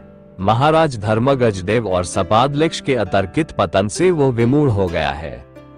आमेर के दुर्लभ राय की नीति पर चलकर उसने अमीर से युद्ध करने का खतरा नहीं उठाया। इससे उसकी सैन्य शक्ति तो वैसी ही है, परंतु अमीर ने नांदौल को भूमिसात कर दिया है और अब उसे इसी को बसाने में 10 वर्ष लग जाएंगे। धन भी अपार खर्च होगा। फिर अभी उसे वापसी में अमीर का भय है, इसलिए अभी उधर से हम निश्चिंत रह सकते हैं। दामोदर मेहता ने विवेचना की। महाराज वल्लभदेव ने कहा, लेकिन आबू चंद्रावती पर तो हमें तुरंत ही अधिकार कर लेना चाहिए। निस्संदेह राजा और युवराज राजधानी में नहीं है। राजा मालवराज के पास है और युवराज नांदौल के राजकुमार के पास। अमीर से वे आश्वस्त हैं ही, इससे वे अभी मालवराज और अनहिलराय का सान्निध्य छोड़ इधर नहीं आएंगे। परमार ने हमें न राजस्व दिया है न सहायता, इसलिए मेरा प्रस्ताव है कि चंद्रावती पर तुरंत अधिकार कर लिया जाए और मंत्रीश्वर वहां के दंडनायक होकर जाएं। परंतु विमल के बिना हमारा दाहिना हाथ ही भंग हो जाएगा, भीमदेव ने कहा। नहीं महाराज, हमारी दाहिनी भुजा तो चंद्रावती ही है, बिना मंत्रीश्वर के वहां गए निस्तार नहीं है, मेहता ने बल देकर कहा।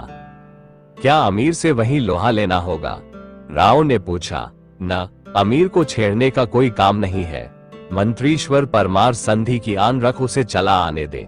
अमीर ऐसी अवस्था में है कि इस भीतरी परिवर्तन पर उसका ध्यान न जाएगा। दुर्लभ राय ने अरावली की उपत्यका में अमीर को दुर्गम घाटियों में फंसा रखा है। अब तक की मिली सूचनाओं के आधार पर वह गहरी विपत्ति में दुर्गम वन में फंसा है, मेहता ने जवाब दिया। इस पर महाराज वल्लभदेव ने कहा, किंतु वहां उसकी समाप्ति तो होगी नहीं, हमें ढीला नहीं पड़ना चाहिए। ये तो है ही, इसी से मैंने कहा मंत्रीश्वर आबू में बैठकर परमार और अमीर दोनों पर गृध्र दृष्टि रखें। क्या जाने अमीर की वापसी पर चंद्रावती में ही निर्णायक युद्ध हो। दामोदर ने गंभीरता से कहा, ये बहुत संभव है, ये तो ठीक ही कहा है। भस्मांग देव ने समर्थन किया। दामोदर के प्रस्ताव का सबने समर्थन किया। विमल शाह का आबू जाना निश्चित हो गया। अब सिंधुपति होमकदेव, महाराज बल्लभदेव ने कहा, तुमने कहा था मेहता, वो तो सीधी तलवार से बात करना है ना?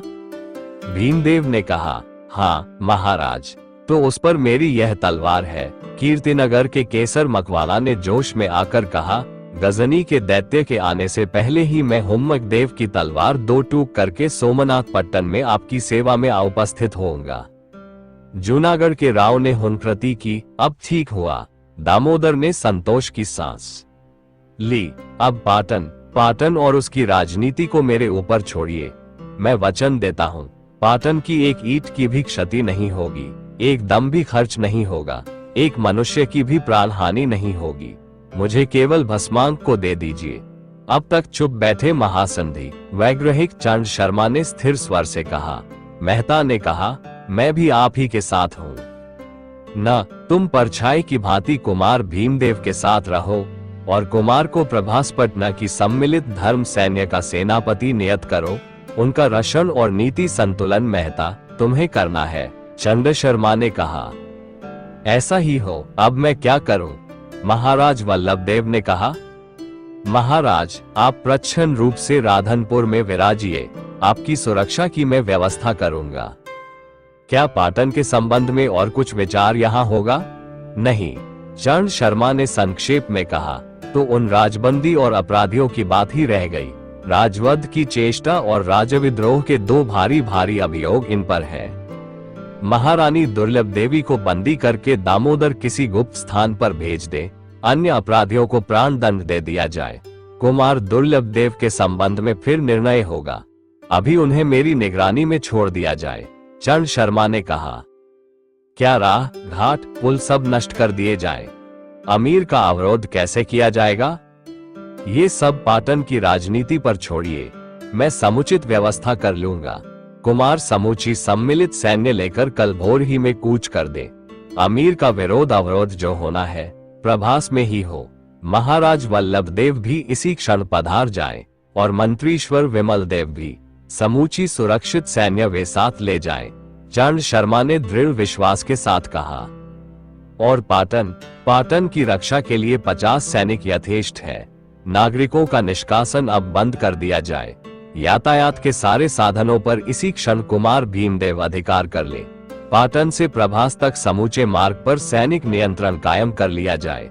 एक प्रहर दिन चढ़े बाद पाटन पर मेरी सत्ता स्थापित होगी। उस समय मेरे 50 सैनिकों के अतिरिक्त और सब कोई पाटन छोड़ दे। चंद शर्मा ने स्थिर स्वर में कहा। चंद शर्मा की बात किसी ने नहीं काटी। दामोदर ने कहा, अब सब कुछ निर्णय हो गया, सभा भंग हो। एक प्रहर रात रहते सभा भंग हुई, परंतु इन राजपुरुषों में से विश्राम किसी ने नहीं किया। सभी अपनी अपनी योजना में जुट गए। सूर्योदय से प्रथम ही पाटन में कूच का नगाड़ा बज उठा। सूर्योदय होते होते तो सारा पाटन ही सूना हो गया। जिन गली और राजमार्गों पर सैनिकों, घोड़ों, हाथियों का जमघट जमा रहता था, वे सब सूने हो गए। जिन हाट बाजारों में भांति भांति का क्रय विक्रय होता था, वहां सन्नाटा छा गया। दरबारगढ़ की सारी चहल पहल खत्म हो गई। केवल 5 सैनिक दरबारगढ़ की ड्योढ़ियों में बैठे और 2-4 भीतर बाहर आते जाते दिख पड़ते थे। घरों के द्वार बंद, दुकानों के द्वार बंद, देवालयों के पट बंद और विद्यालयों के द्वार बंद। पनघट सूने, ताल सरोवर नदी कूप बावड़ी सब सूने। जैसे आज सूर्य व्यर्थ ही पाटन पर प्रकाश बखेर रहा था, वायु व्यर्थ ही चल रही थी। इस प्रकार आज पाटन जीवित शमशान हो रहा था।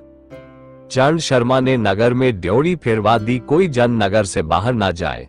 नगर के फाटक बंद करा दिए गए और अपने आदेशों और कूटनीति का प्रभाव देखने वह स्वयं घोड़े पर सवार होकर नगर में निकले। उनके अकेले अश्व की टापों की आवाज उन्हीं के कानों में आघात करने लगी। दोपहर दिन चढ़े दोनों ब्राह्मणों की मंत्रणा सभा बैठी। मंत्रणा सभा में कुल जमा 2 ही आदमी थे, चंद शर्मा और भस्मांक देव। भस्मांक देव ने कहा, यहाँ तक तो हुआ। अब ये कि आप इसी क्षण सिद्धपुर चले जाए और दुर्लभ देव के सम्मुख भली भांति रोना गाना करके कहिए कि राजा, प्रजा, सेठ, साहूकार सब कोई पाटन को सूना छोड़कर भाग गए हैं। बाणबली भीमदेव सोमनाथ में अमीर से युद्ध करने सारी सेना ले गए हैं। सारा राजकोष राजा ले गए हैं।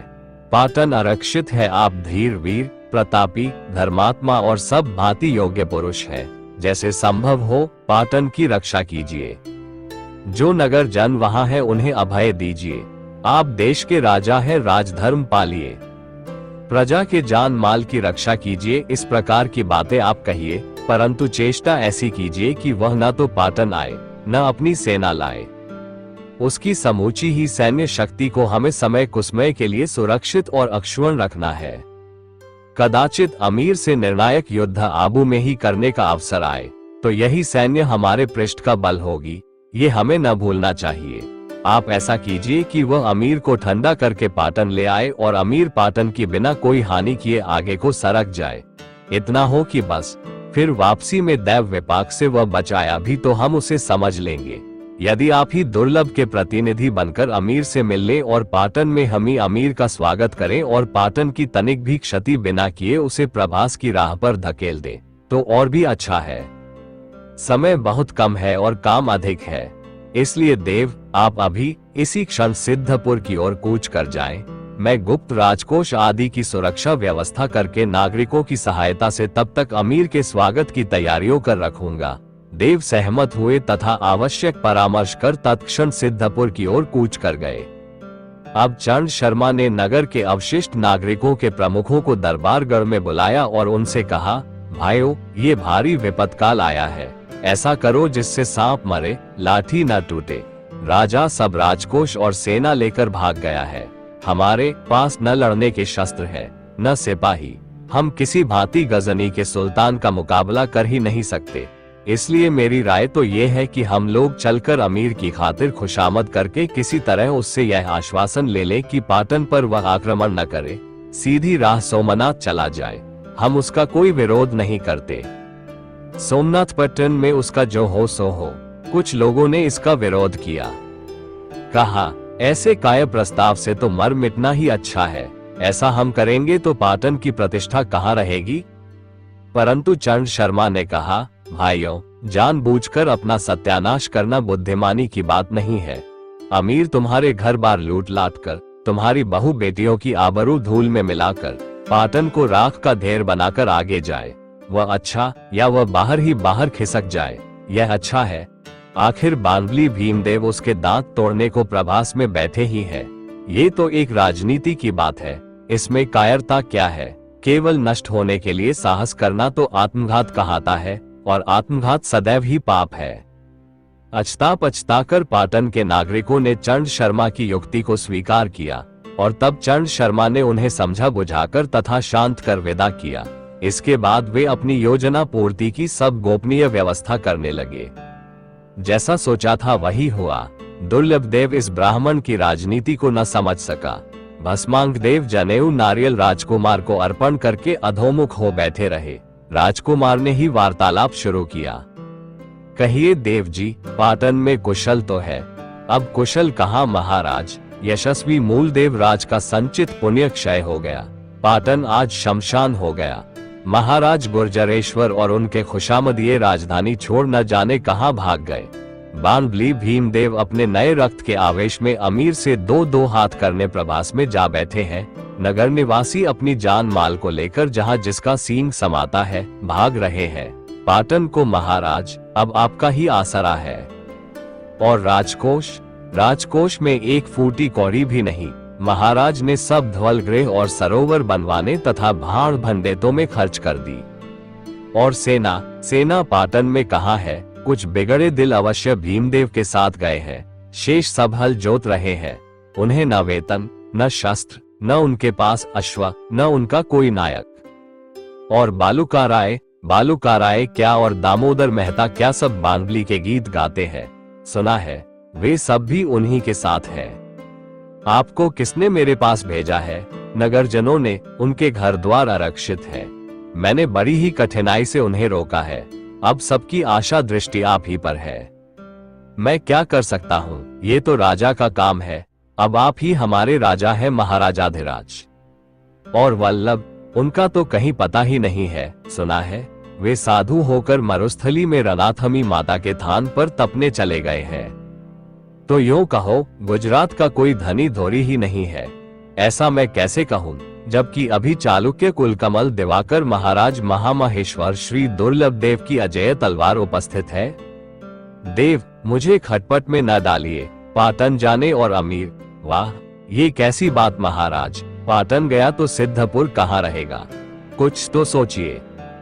तो आप मुझे क्या करने को कहते हैं? मैं कुछ नहीं कहता, पाटन के नागरिक कहते हैं। वे क्या कहते हैं? वे कहते हैं हमारे महाराज दुर्लभ देव है, वे हमारी रक्षा करें, हम उनकी धन जन से सहायता करेंगे। क्या पाटन के सेठिया मुझे दम देंगे? अन्नदाता, उनका धन ही नहीं, जीवन भी आपका है। जब आप उनकी रक्षा के लिए प्राण न्योछावर करेंगे तो वे आपको धन क्यों नहीं देंगे? इसके बाद उसने अभिप्राय पूर्ण दृष्टि से इस ढोंगी और लालची राजकुमार के कान के पास मुंह ले जाकर कहा, गुप्त राजकोष कहाँ है, यह मैं जानता हूँ। दुर्लभ बड़ी देर तक सोचते रहे, फिर बोले, तो क्या आप मुझे अमीर के सामने पढ़ने को कहते हैं? नहीं महाराज, इससे क्या लाभ, हमें घोघा बापा और धर्मगज देव का अनुसरण नहीं करना है। तो फिर बस सांप तो मरे किंतु लाठी न टूटे। किंतु कैसे? अमीर हमारे राज्य को तो लूटना चाहता नहीं, न यहाँ का राजा ही बनना चाहता है। वह जाना चाहता है सोमनाथ पट्टन, सो जाए। वहां कुमार भीमदेव का लोहा खाकर वह खेत रहा तो जय गंगा, वापस आया तो सीधा अपनी राह लेगा। इस समय हम लड़ते हैं तो उसका बल बहुत है, सोमनाथ से लौटने पर जय पाकर भी वह विशाल सेना का मुकाबला नहीं कर सकेगा। इसके अतिरिक्त भीमदेव भी वहां लोहा लेकर जल्द नहीं पनपेंगे। इससे अमीर का यह आगमन आपके लिए वरदान है। इस सुयोग से लाभ उठाए महाराज, पाटन ने आपका आह्वान किया है। दुर्लभ देव सोच में पड़ गए, मन की बात कैसे कहें, यही सोचने लगे। उनके मन की बात ताड़कर भस्मांक ने कहा, क्या अमीर ने अभी तक आपके पास संदेशा नहीं भेजा? वो तो अब सुना है, आबू की उपत्यका में पड़ा हुआ है। अमीर का संदेश मुझे मिला है, अमीर के सामने पढ़ना मैं भी नहीं चाहता हूँ। बस वह पाटन और सिद्धपुर की सलामती का वचन दे तो इतना ही बस है। अच्छा तो देव, आप ही अमीर के पास मेरे दूत बनकर जाएं। अच्छा कहिए, क्या कहना होगा? अब ये भी आप ही बताइए कि उससे हमें क्या कहना चाहिए। भस्मांक हंस दिए। उन्होंने कहा, महाराज, वचने का दरिद्रता, यह नीति का वाक्य है। राजनीति भी कहती है कि मन में चाहे जो हो, पर वाणी तो मीठी ही रहे। विशेषकर शत्रु सम्मुख तो उसके अनुकूल बोलना ही ठीक है। तो समय पर जैसा सूझे वही कहिए। मैं पाटन का निमंत्रण स्वीकार करता हूँ, परंतु आप ही को प्रधानमंत्री बनना होगा। नहीं महाराज, इस कार्य के लिए योग्य पुरुष को मैंने पाटन में ही रोक रखा है। वह कौन? चंड शर्मा। वह तो दामोदर के गुट का आदमी है। कभी था, अब तो वह आपका अनुगत है। मेरी सम्मति है कि आप स्वयं चाहे पाटन में अभी न जाएं, अपनी आन फेर दे। मैं नहीं चाहता कि लोग ये कहें कि आप ही डरकर अमीर को पाटन में ले आए हैं। इसकी बदनामी को तो हम अपने सिर ले लेंगे। ब्राह्मण हूँ, सो पाप नहीं लगेगा। भस्मांक हंस दिए। दुर्लभ देव भी हंसे। अच्छी बात है, तो आप अमीर से मिलिए, मैं पत्र और मुद्रा देता हूँ। भस्मांक देव दुर्लभ का विश्वास पत्र और मुद्रा लेकर आबू की उपत्यका में अमीर की छावनी में जा पहुंचे। अमीर ने खूब ठसक से इस ब्राह्मण का स्वागत किया। उसके लिए गुजरात की भूमि में बराबर सुयोग मिलते जा रहे थे। अमीर ने कहा, हमारे दोस्त गुजरात के महाराज दुर्लभ देव अमीर से क्या चाहते हैं? नामदार अमीर हमारे महाराज के ऐसे ही दोस्त हमेशा बने रहे, यही उनकी इच्छा है। यकीनन हम गुजरात के महाराज के दोस्त हैं, तो महाराज चाहते हैं कि सिद्धपुर और पाटन को कोई नुकसान न पहुंचाया जाए। महाराज की आज्ञा से हम पाटन में अमीर का शाही स्वागत करेंगे। अब अमीर नामदार भी पाटन की रियाया को अपनी रिया समझकर उसकी जान माल की सलामती का वचन दे। अल्हम्दुलिल्लाह, ऐसा ही होगा। हमारे महाराज ये भी चाहते हैं कि महाराज के साथ अमीर नामदार के जो कौल करार हुए हैं वे अभी पोशीदा ही रहें, जिससे रियाया बदगुमान न हो। फिर प्रभास की वापसी में अमीर खुले दरबार में हमारे महाराज को गुजरात का राजा स्वीकार कर ले। हमको मंजूर है। तो जहांपना कंबल जैसे जैसे भीगता है भारी होता है। यह क्या महाराज की बात है? नहीं, इस ब्राह्मण की। अमीर ने हंसकर कहा, आप हमारे बुजुर्ग हैं, आपकी बात की हम कद्र करते हैं और समझ गए हैं। इसके बाद अमीर ने खूब भारी भेंट देकर भस्मांक देव को विदा किया। सब तरह कृतकृत्य होकर भस्मांक देव पाटन लौटे। अमीर भस्मांक देव का संकेत समझ गया। उसने तुरंत छावनी तोड़ दी और गुजरात की शस्य श्यामला भूमि को उजाड़ता, राह बाट के गांवों को लूटता, जलाता और निरीह स्त्री पुरुषों को तलवार के घाट उतारता झपाटे बंद हिल पट्टन पौर पर जा खड़ा हुआ। सिद्धपुर को उसने बगल में छोड़ दिया, आबू चंद्रावती से भी कतरा गया। दुर्लभ देव ने उसके मार्ग में बाधा नहीं दी और विमल देव शाह भी जैसे कान में तेल डालकर सो गए। दुर्लभ देव की तैयारियों से भयभीत पड़ा हुआ अमीर आगे बढ़ने में हिचक रहा था। वह उसकी तैयारियों से आश्वासन पाने पर भी भयभीत हो रहा था। अब जैसे भस्मांक देव ने उसके दिल का कांटा ही निकाल दिया। दुर्लभ देव की अयाचित मैत्री और पाटन का निर्विरोध समर्पण उसके लिए दैवी वरदान बन गए। अब उसने एक क्षण भी खोना घातक समझा और वो ताबड़तोड़ कूच दर कूच करता चला गया।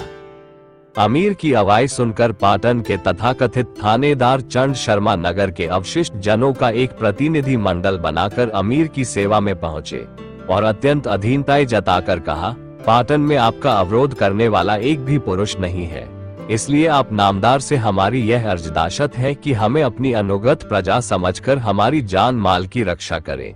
नगर में लूटमार न हो, हम सब नगर निवासी आपकी शरण है। सुल्तान ये सुनकर प्रसन्न हो गया। वास्तव में गुजरात की जगत प्रसिद्ध ये समृद्ध राजधानी इस प्रकार निर्विरोध बिना प्रयास उसके हाथ लग जाएगी, इसकी उसने कल्पना भी नहीं की थी। उसे सब कुछ स्वप्नवत भान हो रहा था। वह नहीं चाहता था कि सोमनाथ पट्टन पहुंचने से पहले उसके एक भी योद्धा, एक भी घोड़े की क्षति पहुंचे। यह उसका दुर्धर्ष प्रभाव, रण चातुर्य तथा असीम धैर्य ही था कि वह नांदौल वन के विनाश को सहकर भी अपनी सेना को सुगठित कर सका। फिर भी वह अपनी उस क्षति को जानता था और अब उसे अपनी विजय में घोर संदेह था। इस समय यदि अकेला दुर्लभ देव ही सिद्धपुर में उसकी राह रोक लेता या विमल देव शाह और भीमदेव की संयुक्त सेना अर्बुदगिरी में ही उससे मोर्चा लेती तो अमीर का निस्तार नहीं था। उसे गुजरात की ओर एक कदम उठाना मौत के मुंह में प्रविष्ट होना जान पड़ रहा था। इन सब कारणों से, इन सब अनागत भयों से मुक्त होने से अमीर के आनंद का पार न रहा। उसने नागरिकों की अर्जदाश्त स्वीकार की और खड़ी रकाब पाटन में प्रवेश कर दरबारगढ़ दखल कर अपने नाम का डंका बजवा दिया। फिर शुक्राने की नमाज पढ़ी, अपने नाम का अमल नगर में फेरकर नगर निवासियों को अभयदान दिया और उन्हें तथा सेना को 3 दिन जश्न मनाने का हुक्म दिया। नगर निवासियों को मन की गहरी उदासी मन में छिपाकर घरों में रोशनी करनी पड़ी। अमीर के दरबार में हाजिरी बजाकर भेंट नजर देनी पड़ी। अमीर ने यद्यपि नगर को न लूटने की आज्ञा दे दी थी, पर विजयोन्मत्त पठान और तुर्क सिपाही जहां जो वस्तु पाते उठाकर ले जाते, उन्हें रोकने या उनसे दाम मांगने का साहस नगर जन नहीं कर सकते थे। सैनिक ये सुयोग पाकर नांदौल वन के सर्वनाश की यथासंभव क्षति पूर्ति कर चाक चौबंद होने लगे। परंतु अमीर को जश्न मनाने का अवकाश न था। वो अत्यंत व्यस्त हो अपने जीवन की सबसे बड़ी मुहिम का सामना करने की तैयारी कर रहा था। उसका अदम्य उत्साह, असीम साहस और रणपांडित्य भी उसके मन से भय, शंका और दुविधा को दूर नहीं कर सके थे। उसने बार बार अपने सरदारों और सेनापतियों से गूढ़ परामर्श किए। कच्छ और प्रभास के चारों ओर फैले हुए अपने जासूसों को गुप्त आदेश भेजे। सब बातों पर विचार करके उसने इस समय अपने सैनिक और प्रतिनिधि पाटन में छोड़ना निरर्थक समझा। उसकी सारी ही सफलता अब सोमनाथ पट्टन की विजय पर निर्भर थी। सोमनाथ की विजय से समूचे गुजरात पर उसी की विजय थी। पाटन भी उसी के चरण तल में था। उसे सूचना मिल गई थी कि प्रभास में सारे कच्छ, गुजरात, काठियावाड़ की तलवारें उसके स्वागत के लिए तैयार है, इसलिए वो अब इधर उधर देख ही न सकता था। उसने एक ही ठान ठानी, पहले प्रभास और पीछे और कुछ। उसने पाटन में और समय व्यर्थ खोना ठीक नहीं समझा।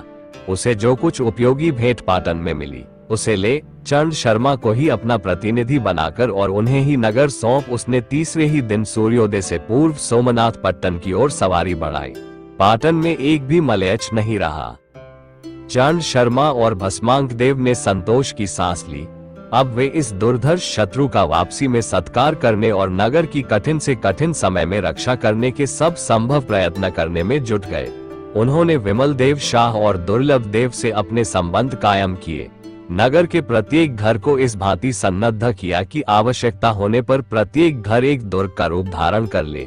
इस प्रकार दुधारी मीठी तलवार की राजनीति पर दोनों ब्राह्मण अपनी योजना के ताने बाने बुनने लगे। पाटन में इस समय कुल 3000 पुरुष और केवल 500 स्त्रियां शेष थीं। इन सबको चंड शर्मा ने सैनिक रूप में संगठित कर दिया। आवश्यकता पड़ने पर प्रत्येक को शत्रु से मोर्चा किस भांति लेना पड़ेगा ये सब उन्हें समझाया। घरेलू पदार्थों को युद्ध साधन कैसे बनाया जाए ये बताया। योजना बनाकर व्यवस्थित रूप से पीछे हटना और आगे बढ़ना सिखाया। उनके हौसले बढ़ाए और भय निराशा के भाव उनके मन से दूर किए। महाराज वल्लभ देव और विमल देव शाह से यातायात साधन तथा समाचार वाहन संबंधित रहे, ऐसी व्यवस्था की।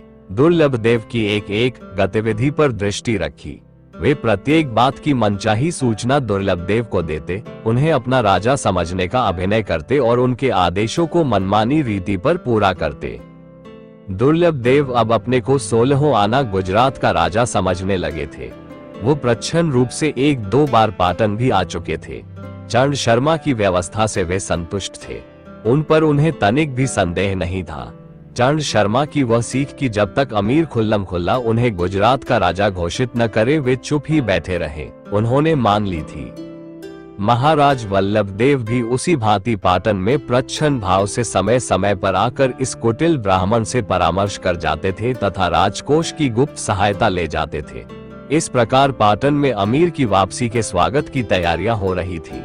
यह नहीं कहा जा सकता था कि पाटन अमीर का स्वागत करेगा या भीमदेव अथवा दुर्लभ देव का।